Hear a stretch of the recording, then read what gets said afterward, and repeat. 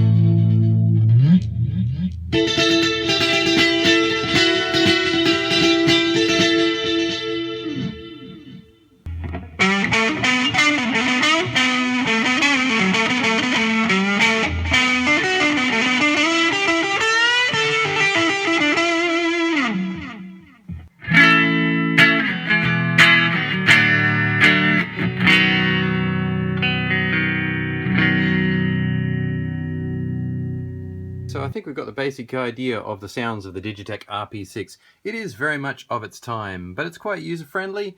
It has nice, comfortable user interface.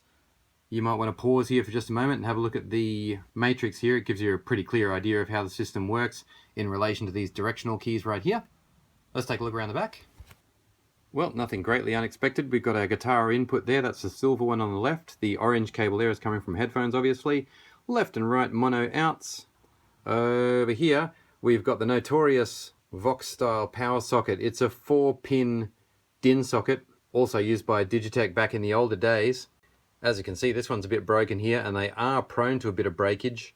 And as one technician said to me once, the design really is completely unnecessary. I'll just unplug it here. 4 pins instead of the usual single-pin socket. Does it create any improvement in performance? The answer is clearly no. And that's all we have on the back of the RP6. So now there's just the burning question of, is it good? Well, the RP6 is very Digitech. And by saying that, I mean it's quite strong on distortions, and on the modulation side of things, it can be pretty extreme, some very wormy phases and unusual chorus settings and things like that. This is all fairly archetypal of Digitech's early sort of days. So if you're an experimenter, this is definitely a pedal that you could have some fun with. And I would also point out too that the expression pedal on the end there has all the functionality of a Digitech whammy, and it sounds 90% as good. So considering all the other features that this pedal gives you, and you've got a whammy slash volume slash wah pedal there, the RP6 really is giving you quite a lot. The visual design obviously is very distinct, and again very Digitech of the era. Some people say that makes it obsolete, some people say that makes it collectible. I think it is an interesting pedal though, and it does deserve a bit of a place in history. And that's all I've got to tell you about the Digitech RP6. Thanks for watching Gear Facts. Here are some links to some other things that I've filmed that might interest you. Don't forget to like, comment or subscribe, particularly those comments, guys. I do like to reply or try to reply to every comment that I receive, and I will look forward to seeing you next time on Gear Facts.